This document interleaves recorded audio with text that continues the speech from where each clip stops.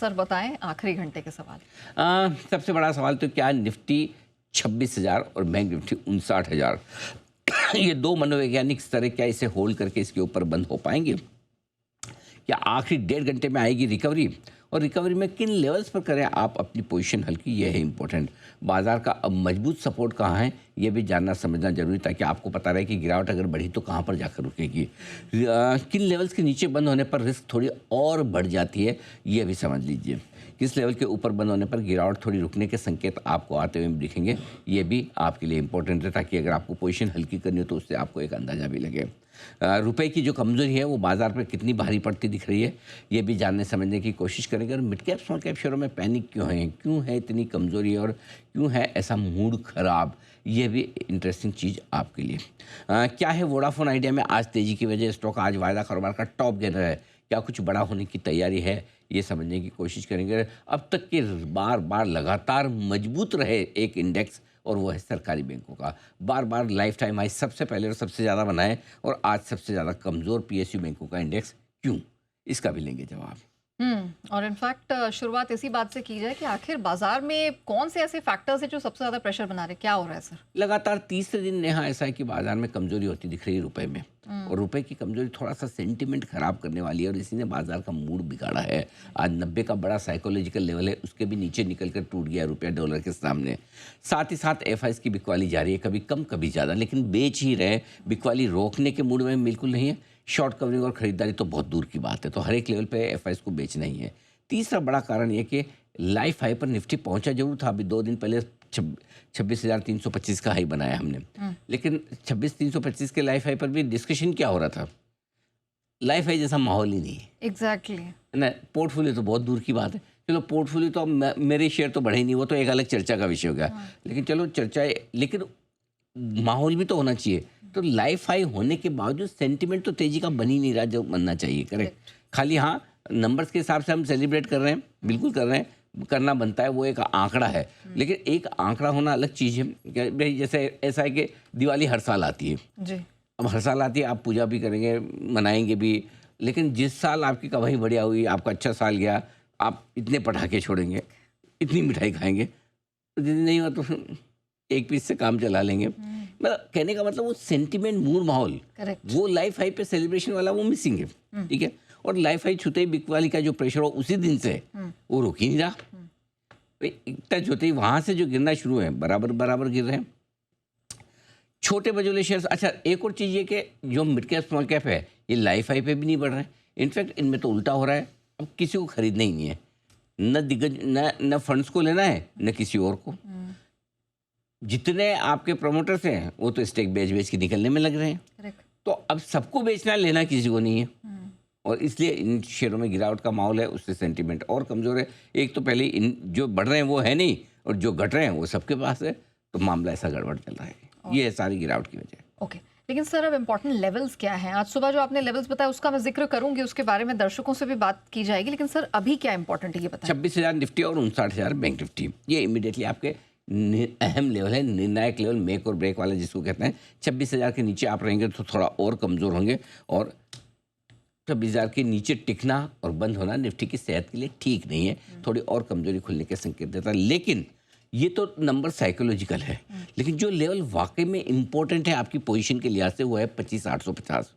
5-25 point का दिमाग आप अपना लगा लीजिए। अब वो 25,850 मानना है कि 825 मानना है, 800 मानना है, वो एक अलग बात है, बट मोटा मोटी 25,850 एक ऐसा लेवल है नया जो ज़्यादा इंपॉर्टेंट है। इसके नीचे बंद होने पर मामला गड़बड़ है, क्योंकि 25,850 के लो से ही आपने 26,325 तक की यात्रा की थी और एक ब्रेकआउट 26,100 का दिया था।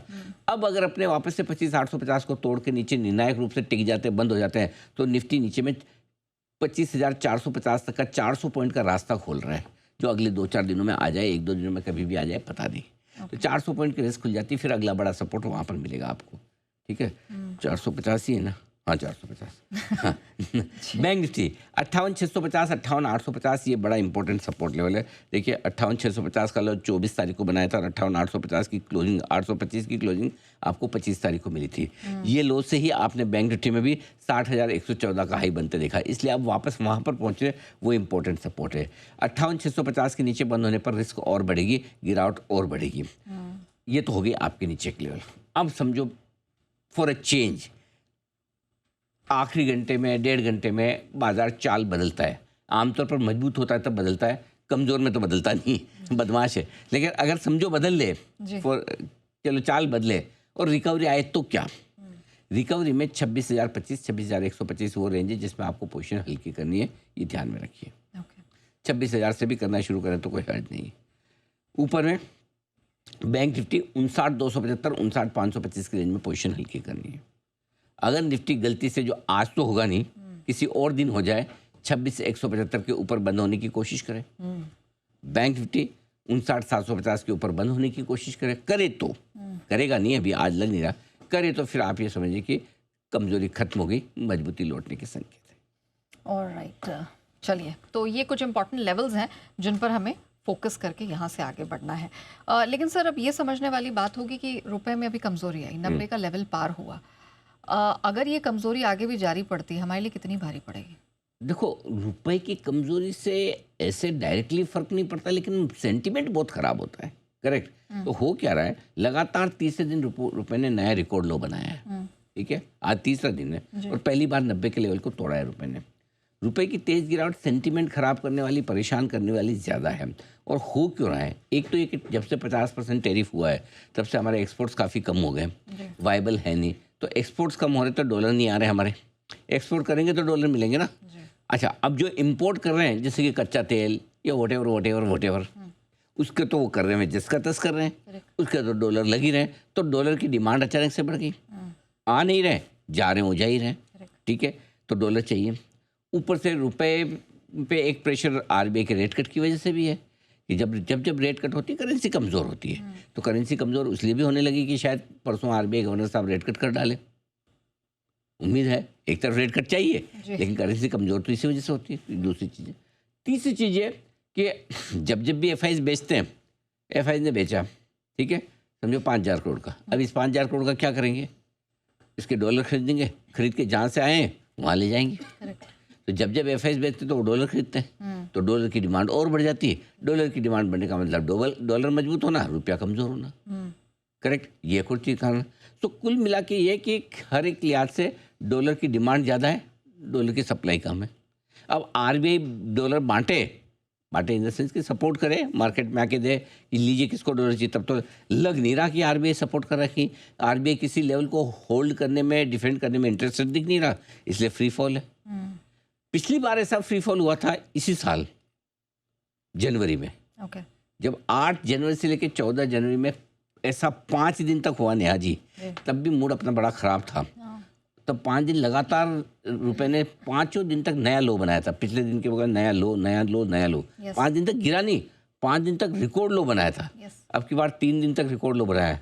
मैं डरा नहीं रहा, लेकिन कि भाई अभी 2 दिन की और गुंजाइश है, बट कुल मिला के मामला ये पुराना इतिहास से करें, 5 दिन तक रिकॉर्ड लो बनाए हैं एक बार कंटिन्यूस, और वो इसी साल बनाए। जनवरी भी खराब, दिसंबर भी खराब, देख लीजिए आपके साथ। चलिए, तो रुपए पर हमारी नजर है कि अच्छा सर, एक सवाल आपसे पूछना था। मैं निफ्टी और बैंक निफ्टी दोनों का चार्ट देख रही थी। क्या ये मानना सही होगा कि बैंक निफ्टी अभी भी निफ्टी के मुकाबले कम खराब है, और अगर लीडरशिप आएगी, रिबाउंड आएगा तो यहाँ पहले आएगा? बहुत ज़्यादा फर्क अब नहीं बचा। अच्छा। खराब होने में, क्योंकि हाँ, ये ज़रूर कह सकते हैं, हाँ, रिकवरी वहाँ से पहले आएगी, ये बात तो ठीक है, दूसरी वाली। लेकिन क्योंकि देखिए, निफ्टी कहाँ से अब ज़्यादा खराब होगा? 25,850। बैंक निफ्टी कहाँ से ज़्यादा खराब होगा? 58,650। ठीक है, 58,650 का मतलब कितना हुआ? 450 पॉइंट, 0.1%। ठीक है, 25,850 मतलब कितना हुआ? 200 पॉइंट, 0.1%। तो दोनों परसेंटेज के टर्म्स में बड़े सपोर्ट लेवल से उतना ही दूर है, इसलिए दोनों लगभग बराबर हो गए। हाँ, रिकवरी में पहले बैंक निफ्टी इसलिए आएगा कि बैंक्स पसंद है लोगों को, ये सेक्टर आम राय के तौर पर मजबूती वाला है। तो अगर किसी को कुछ खरीदना होगा तो खरीदने का मूड पहले बैंक से, एनबीएफसी से बनाएंगे, वो बात सही है। और आपको मैं ज़रा दर्शकों की याददाश्त भी ताज़ा कर दूं, यहाँ पर सरकारी बैंकों को लेकर, एनबीएफसी को लेकर लगातार जी बिजनेस ने आपको निवेश की रिकमेंडेशन दी है, और उसमें वेल्थ भी ज़बरदस्त बन के निकल कर आई है। साल की शुरुआत में ही एक स्ट्रॉन्ग रिकमेंडेशन के साथ यहाँ पर आपको सरकारी बैंकों में खरीदारी की सलाह दी। और आपको याद दिला दें कि यहाँ पर यूनियन बैंक की अगर बात करें और दूसरे भी बैंकों की, सरकारी बैंकों की बात करें, तो कुछ भी नहीं तो 50% के आसपास का रिटर्न शुरुआत से लेकर अब तक, साल की शुरुआत से लेकर अब तक आप कमा चुके हैं, अगर आप जी बिजनेस के साथ, लीडर के साथ रहकर एडवाइस को माना है। मुझे लगता है 2025 का साल सरकारी बैंकों के लिए काफ़ी बेहतर साबित होगा। कम से कम साल डेढ़ साल के लिए वो बनाए, बढ़िया रिटर्न आपको इतना तो पक्का है कि जितनी एफडी में ये रिटर्न देते हैं उससे डबल तो दे देगा। बैंक ऑफ इंडिया, ये सरकारी बैंक 145 और 170 के टारगेट के लिए 12 से 18 महीने के लिए आप निवेश करें। छोटा टाइम ड्यूरेशन है, ज़्यादा बड़ा नहीं है। यूनियन बैंक ऑफ इंडिया, ये है वो स्टॉक जहां पर आपके लिए निवेश करने की राय है। यहाँ निवेश करना आपको टारगेट रखिए 130, 160 और 185 के।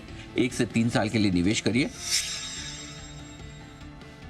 103 से 148 यानी कि करीबन 45% का फायदा 44% का हो चुका है। जिन लोगों ने यूनियन बैंक खरीदा है, 1 साल के अंदर ही आपको 50% के बड़े मजबूत रिटर्न हुए हैं। अभी तो देखिए 2-3 क्वार्टर के जो नतीजे आएंगे बढ़िया, तो हड़बड़ी जल्दबाजी में मत बेचिए, होल्ड करिए, बिल्कुल होल्ड करिए।